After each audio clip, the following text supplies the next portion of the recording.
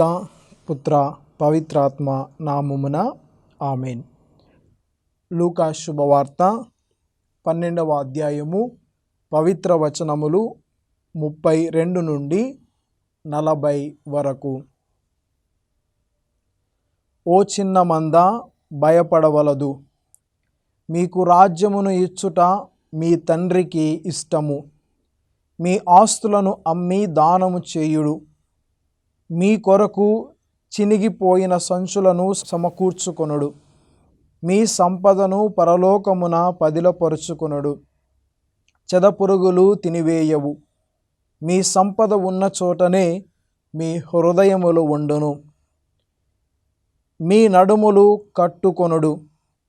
మీ దీపములను వెలిగించనిండు.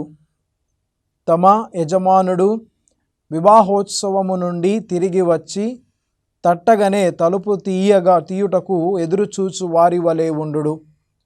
యజమానుడు వచ్చినప్పుడు మేల్కొని సిద్ధముగా ఉన్న సేవకులు ధన్యులు. అతడు నడుమునకు కట్టుకొని వారికి భోజనమునకు కూర్చుండబెట్టి తానే వచ్చి వారలకు వడ్డించును అని మీతో నిశ్చయముగా చెప్పుచూ ఉన్నాను.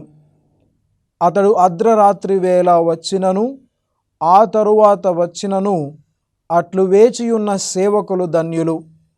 దొంగ ఏ గడియలో వచ్చునో ఇంటి యజమానికి తెలియవలసిన ఎడల అతడు మేల్కొనియుండి తన ఇంటికి కన్నము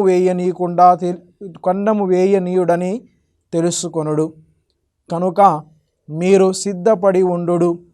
ఏలయన మనుష్య కుమారుడు మీరు ఊహింపని గడియలో వచ్చును అని చెప్పెను.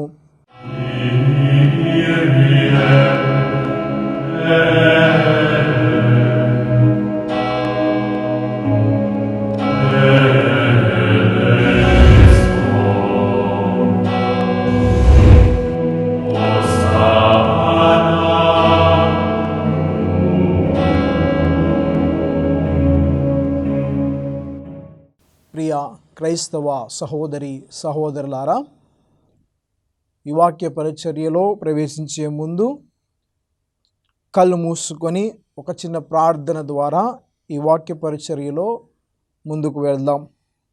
మమ్ము సదా కరుణించి కాపాడుతున్నటువంటి సర్వేశ్వర, గడిచిన కాలమంతా మమ్మలందరినీ అద్భుత విధముగా కాచి కాపాడినందులకు నీకు వేలాది వందనాలు, స్తుతి స్తోత్రాలు చెల్లించుకుంటున్నాం. ఈ సందర్భంలో ఈ వాక్యాన్ని మేము ధ్యానించే ముందు మా హృదయపు తలుపులను తెరచి వాక్యానుసారంగా జీవించే భాగ్యాన్ని మా అందరికీ ప్రసాదించుమని ఈ యొక్క మనవిని మనాథుడైన యేసుక్రీస్తు అతి శ్రేష్టమైన నామమున అడిగి వేడుకొనుచు ఉన్నాము. ఆమేన్. కనుక మీరు సిద్ధపడి ఉండుడు. ఏలయన మనుష్య కుమారుడు మీరు ఊహింపని గడియలో వచ్చును. ప్రియ క్రైస్తవ విశ్వాసులారా, ఒకరి ఆధ్యాత్మిక జీవితములో విశ్వాసము అనునది తొలిమెట్టు. అయితే ఈరోజు మనము ఈ సువిశేష పఠనము ద్వారా విశ్వాస జీవితములో మనము ఎదుర్కొన్నటువంటి కష్టాలు అనే అంశం పైన మనమందరము కలిసి ధ్యానిద్దాము. ప్రియ క్రైస్తవ విశ్వాసులారా, అయితే ఒక ప్రశ్నను మనము ఒక్కసారి అడుగుకున్నట్లయితే గనక, మన ఈ విశ్వాస జీవితంలో మనం ఎదుర్కొంటున్న క్లిష్ట పరిస్థితులు ఏంటివి? మనం ఒక్కసారి గమనిస్తే మన అందరికీ కూడా ఆరోగ్య సమస్యలు, ఆర్థిక సమస్యలు, బంధాలు, బంధుత్వాల కష్టాలు, కుటుంబ సమస్యలు, అదేవిధంగా మనము ప్రేమించిన వారిని కోల్పోవడం, మన స్నేహితులను కోల్పోవడం, అదేవిధంగా మనము చేస్తున్న పనిని విశ్వాసము లేక, నమ్మకము లేక కోల్పోవడము జరుగుతూ ఉంది. అయితే ప్రియ క్రైస్తవ విశ్వాసులారా, ఒక కుటుంబము వారి కుటుంబంలో జరిగినటువంటి పరిస్థితులను బట్టి సంఘటనలను బట్టి వారు ఒక గురువు దగ్గరకు వెళ్ళి వారి కుటుంబ సమస్యలన్నింటినీ కూడా చెప్పడం ప్రారంభించారు. ఏ విధంగా వారి కుటుంబంలో ఉన్నటువంటి సభ్యులందరూ కూడా విచ్చలవిడిగా, అదేవిధంగా ఎలా వారి బంధాలు తెగిపోయాయో, ఏ విధంగా వారి మధ్య ద్వేషం, గర్వం, అహంకారం పెరిగాయో, వీటన్నిటినీ గురించి కూడా ఒక గురువుకి వాళ్ళు తెలియపరుస్తూ ఉన్నాడు. గురువు కూడా చాలా చక్కగా ఆ కుటుంబ సభ్యులు చెప్పినవన్నీ కూడా విన్న తర్వాత తిరిగి గురువు ఒక ప్రశ్న అడిగాడు. మీరు కలిసి ప్రార్థన చేస్తారా? అసలు ప్రార్థన చేస్తారా? దివ్యబలి పూజకు వస్తారా? పాప సంకీర్తనం చేస్తారా? అని ఈ ప్రశ్నలు అడగగా ఆ కుటుంబ సభ్యుల దగ్గర నుంచి సమాధానం లేదు. ప్రియ క్రైస్తవ విశ్వాసులారా, అదేవిధంగా నాకు తెలిసినటువంటి ఒక సెమినేరియన్ని, తాను కూడా గురువయ్యారు. గురువైన తర్వాత 2-3 సంవత్సరాలకే తన గురుత్వం నుండి వెనక్కి వెళ్ళిపోయాడు. తన గురుత్వాన్ని వదిలేసి వెళ్ళిపోయారు. మరి ఏమిటి ఇవన్నీ కూడా నేను అడిగాను. తనకు ఫోన్ చేసి ఏంటి సమస్యలు ఏంటని అడిగితే అనేక మంది నా మీద నిందలు వేశారు. నేను చేయని పని కూడా నాకు అంటగట్టారు, అవమానించారు, హేళన చేశారు. వీటి నడుమది మధ్య నేను నా నమ్మకాన్ని, నా విశ్వాసాన్ని కోల్పోయాను. తిరిగి నేను ఆ జీవితంలోనికి అడుగు పెట్టలేకపోతూ ఉన్నాను అని సమాధానం ఇచ్చారు. ప్రియ క్రైస్తవ విశ్వాసులారా, అంటే తాను దేవుని మీద పెట్టినటువంటి నమ్మకాన్ని, విశ్వాసాన్ని ఈ యొక్క పరిస్థితులను బట్టి, అవమానాలను బట్టి కోల్పోవడం జరిగింది. ప్రియ క్రైస్తవ విశ్వాసులారా, మన క్రైస్తవ విశ్వాస జీవితంలో మనం ఎదుర్కొంటున్న సమస్య ఏమిటి అని ఒక్కసారి మనం ప్రశ్నించుకుంటే, అది ఆర్థిక సమస్య కాదు, అనారోగ్య సమస్య కాదు, కుటుంబ సమస్య కాదు, బంధాల సమస్య కాదు, విశ్వాసమే ఒక సమస్యగా ఉంటుంది. విశ్వాసము, నమ్మకం, దేవుని పట్ల విశ్వాసము, నమ్మకమే ఒక సమస్యగా మారుతూ ఉంది. ప్రియ క్రైస్తవ విశ్వాసులారా, మన నిజ జీవితాల్లో ఎన్ని కష్టాలు ఎదురైనా, ఎన్ని ఇబ్బందులు ఎదురైనా, ఎన్ని ఒడిదుడుకులు ఎదురైనా కానీ, మనకు ఆర్థిక సమస్యలు ఉన్నా, అనారోగ్య సమస్యలు ఉన్నా, మరి కుటుంబ సమస్యలు ఉన్నా, మరి ఏ ఇతర సమస్యలు ఉన్నా, మరి ఏ ఇతర క్లిష్ట పరిస్థితులలో ఉన్నా, మనము దేవుని పట్ల నమ్మకాన్ని, దేవుని పట్ల విశ్వాసాన్ని మెరుగుపరుచుకు ఉంటే వీటన్నిటి నుండి మనకు విజయము దేవుడు మనకి ఇస్తాడు.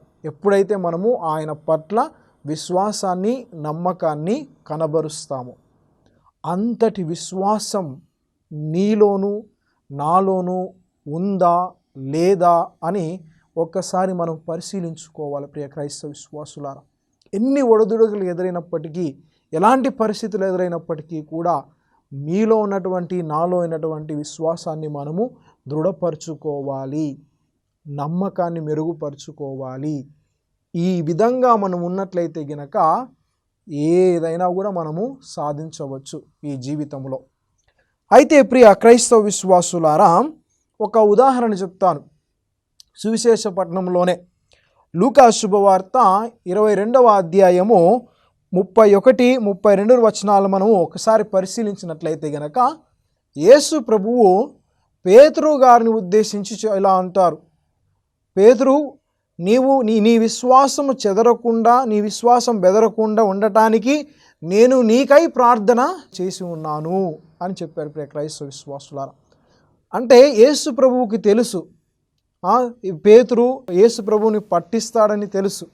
అయినప్పటికీ కూడా ఒక్కసారి తాను మారిన తరువాత తన సంఘాన్నే ముందుకు తీసుకెళ్ళిపోతాడన్నటువంటి నమ్మకము, విశ్వాసము యేసు ప్రభులో ఉంది. అందుకే పేతురు కొరకు ప్రార్థన చేశాడు. నీ విశ్వాసము బెదరకూడదని నేను నీ విశ్వాసం కోసం ప్రార్థన చేశాను అని పునీత పేతురు గారికి చెప్పి ఉన్నారు. ప్రియ క్రైస్తవ విశ్వాసులారా, మరి అలాంటి విశ్వాసమే ప్రభువు రెండవ రాకడ మనుష్య కుమారుడు తన రెండవ రాకలో వచ్చినప్పుడు ఇలాంటి విశ్వాసాన్ని నేను చూడగలగనా అని ఈరోజు మనము సువిశేషంలో చూసాం. ప్రియ క్రైస్తవ విశ్వాసులారా, మనల్ని మనము ఒక్కసారి పరిశీలించుకోవాలా. ప్రియ క్రైస్తవ విశ్వాసులారా, దృఢంగా ఉందా దేవుని పట్ల విశ్వాసము, నమ్మకము దృఢంగా ఉందా? నేటి సమాజంలో మనం ఎదుర్కొన్న పరిస్థితులను బట్టి కూడా ఇంకా మనము లోతుగా దీన్ని పరిశీలిస్తే గనక అనేకమైనటువంటి ఉదాహరణలు పరిశుద్ధ గ్రంథంలో ఉన్నాయి. అదేవిధంగా హెబ్రీయులకు రాసిన లేఖ 11వ అధ్యాయము 1, 2 మరియు 8, 19 మనం ఒక్కసారి చదివినట్లయితే గనక విశ్వాస జీవితంలో ఎదుర్కొనేటువంటి కష్టాలు, ఇబ్బందుల గురించి కూడా అక్కడ మనము చూస్తాము. ప్రియ క్రైస్తవ విశ్వాసులారా, మన విశ్వాసనీయత మరియు మన ధైర్యముతో ఉండాలి అని ప్రభువు మనకు తెలియజేస్తాడు. ప్రియ క్రైస్తవ విశ్వాసులారా, అంటే తొలినాటి సంఘాన్ని ఉదాహరణగా పెట్టుకొని ఏ విధంగా అయితే తొలినాటి క్రైస్తవులు ఆ పరిస్థితుల మధ్య కూడా వారు యేసు ప్రభువు పైన పెట్టినటువంటి నమ్మకాన్ని, విశ్వాసాన్ని చెదరనీయకుండా, బెదరకుండా వారు చేయవలసినటువంటి ఆ యొక్క పరిచర్యను ధైర్యంగా, బలంతో చేసి ఉన్నారో, అదేవిధంగా ప్రియ క్రైస్తవ విశ్వాసులారా, మనము కూడా అలాంటి ధైర్యాన్ని, నమ్మకాన్ని, విశ్వాసాన్ని కలిగి ఉండాలని ఈరోజు ప్రభువు మనల్ని ఆహ్వానిస్తూ ఉన్నాడు. మన వాళ్ళందరినీ కూడా ఏ విధంగా అయితే గనక తొలినాటి క్రైస్తవులు వారి యొక్క విశ్వాసము, నమ్మకము, ధైర్యము, బలముతో వారు ఆ పరిచర్య చేసి ఉన్నారో, ఈరోజు మనము ఆ ప్రభువును నమ్ముతున్నటువంటి మనము కూడా అలాంటి విశ్వాసముతో, అలాంటి నమ్మకముతో, ధైర్యంగా, బలంగా మనం ఈ యొక్క నిజ జీవితంలో ఎదుర్కొన్నటువంటి కష్టాలను ఎదుర్కోవాలి అని ప్రభువు మనల్ని ఆహ్వానిస్తూ ఉన్నాడు. ప్రియ క్రైస్తవ విశ్వాసులారా,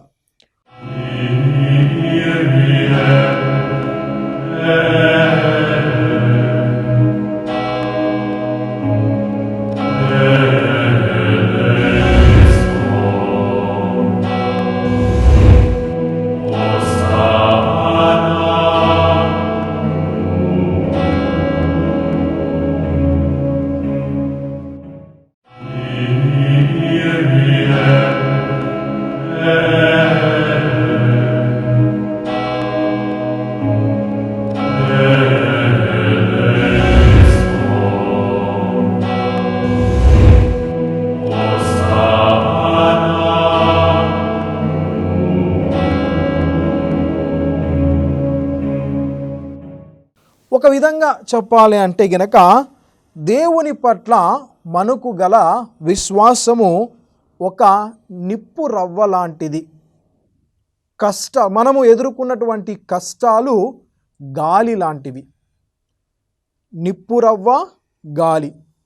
నిప్పు రవ్వ ఏమో విశ్వాసము, గాలి ఏమో మనం ఎదుర్కొన్నటువంటి కష్టాలు. నిప్పు రవ్వ గినక బలహీనంగా కొద్దిపాటిగా ఉందనుకోండి, బలంగా గాలి వస్తే ఆ నిప్పు రవ్వ ఆగిపోతుంది. అంటే ఇప్పుడు నీలోను నాలోను గోరంత విశ్వాసమే, అసలు విశ్వాసము కొంచెం దేవుని పట్ల నమ్మకము, విశ్వాసము గోరంతగా ఉంటే మనకు ఎదురయ్యేటువంటి కష్టాలు, ఇబ్బందుల నడుమ ఆ విశ్వాసంలో మనం ఎదగలేం. ప్రియ క్రైస్తవ విశ్వాసులారా, అంటే ఈ కష్టాల నడుమున మనమందరము కూడా మునిగిపోతాము, మనకున్నటువంటి విశ్వాసాన్ని కూడా కోల్పోతాం. అదేవిధంగా నిప్పు రవ్వ గినక కొంచెం బలంగా ఉన్నట్లయితే గనక ఒక్కసారి గాలి వీచినప్పుడు కూడా ఆ నిప్పు రవ్వ ఇంకా రెండింతలుగా, మూడింతలుగా అది వెలగడం మొదలు పెడుతుంది. రెండింతలుగా, మూడింతలుగా వెలగడం. ఎంత గాలి సోకితే అంత అగ్ని బయటకు వచ్చింది. ప్రియ క్రైస్తవ విశ్వాసులారా, ఈరోజు ప్రభువు మనల్నందరినీ కూడా ఆహ్వానిస్తూ ఉన్నాడు. మన విశ్వాసము బలంగా ఉంటే మనకెదురయ్యేటువంటి కష్టాలు, ఇబ్బందుల నడుమ మనము ఆ యొక్క వెలుగుతున్నటువంటి బలమైనటువంటి నిప్పురవ్వలాగా ఉండాలి. ఎన్ని కష్టాలు అనేటువంటి గాలులు వీచినా కానీ మనం వాటి నడుమున కనుమరుగైపోకోకుండా వాటిని ఎదుర్కొని మన విశ్వాసాన్ని రెండింతలుగా మూడింతలుగా మనం వెలిగించుకోవాలి అని, అంటే మనం ఎదగాలి అని ప్రభువు మనల్ని ఆహ్వానిస్తూ ఉన్నాడు. ప్రియ క్రైస్తవ విశ్వాసులారా, మన ఈ విశ్వాస జీవితంలో మనం ఎదుర్కొన్నటువంటి కష్టాలు ఇబ్బందులన్నీ కూడా ఒక పరీక్ష లాంటివి. దేవుడు మనల్ని పరీక్షించడానికే మన జీవితంలో, అంటే పరీక్ష దేనికి? మన విశ్వాసాన్ని నమ్మకాన్ని పరీక్షించడానికే ఆయన మన జీవితంలో ఈ కష్టాలు ఇబ్బందులు ఒడిదుడుగులు అన్నీ కూడా అనుమతిస్తాడు. ప్రియ క్రైస్తవ విశ్వాసుల, దానికి మనము చెదరకుండా, దానికి మనము బెదరకుండా మనం పోరాడాలి అని ప్రభువు ఈరోజు మిమ్మల్ని నన్ను కూడా ఆహ్వానిస్తూ ఉన్నాడు. ప్రియ క్రైస్తవ విశ్వాసులారా, విశ్వాసం అనున్నది ఒక శక్తి, విశ్వాసము అనున్నది ఒక బలం. మనము ఒక్కసారి పరిశుద్ధ గ్రంథాన్ని పరిశీలించినట్లయితే గనక విశ్వాసానికి పితామహుడైనటువంటి అబ్రహాం, ఆయన గురించి మనం ఒక్కసారి పరిశీలించినట్లయితే గనక ఆయన 75 సంవత్సరాల వరకు, 75 సంవత్సరాల తర్వాత దేవుని చేత ఎన్నుకోబడ్డాడు. అయితే గనక ప్రియ క్రైస్తవ విశ్వాసులారా, 76వ సంవత్సరము కాదు, 77వ సంవత్సరము కాదు, 80వ సంవత్సరము కాదు, 25 సంవత్సరాల తర్వాత దేవుడు ఆయనకు సంతానాన్ని ప్రసాదించి ఉన్నాడు. అంటే ఆయన తన సంతానం కొరకు 25 సంవత్సరాలు, తన విశ్వాస జీవితంలో దేవుడు పెట్టినటువంటి పరీక్ష 25 సంవత్సరాలు, 25 సంవత్సరాల పట్టుకు ఆయన దేవుని నమ్ముకొని అంటి పెట్టుకొని ఉన్నాడు. మరి అది కూడా ఇచ్చినటువంటి వచ్చినటువంటి సంతానాన్ని కూడా మళ్ళీ ఆ సంతానాన్ని తీసుకుని నాకు బలిగా అర్పించడం కూడా ఒక పరీక్ష. అయినా కానీ అలాంటి సందర్భంలో తన ఏకైక కుమారుని బలి ఇవ్వడానికి కూడా సిద్ధపడ్డాడు. అంటే దేవుణ్ణి అంతగా నమ్మాడు, అంతగా విశ్వసించాడు. ప్రియ క్రైస్తవ విశ్వాసులారా, ఈరోజు ప్రభువు నీ నుండి నా నుండి ఇదే కోరుతా ఉన్నాడు. భయపడవలదు. ఎలాంటి సమస్యలు ఇబ్బందులు వచ్చినను మీ జీవితంలో భయపడవలదు, ధైర్యంగా ఉండండి. మీరు నా మీద ఉంచినటువంటి విశ్వాసాన్ని బలాన్ని దృఢపరుచుకోండి, నేను మీకు అండగా ఉంటాను అని ప్రభు ఈరోజు మనకు బోధిస్తూ ఉన్నాడు. ప్రియ క్రైస్తవ విశ్వాసులారా, అదేవిధంగా మనము సువిశేషాన్ని పరిశీలించినట్లయితే గనక దొంగని ప్రభువు సైతానుతో పోలుస్తున్నాడు.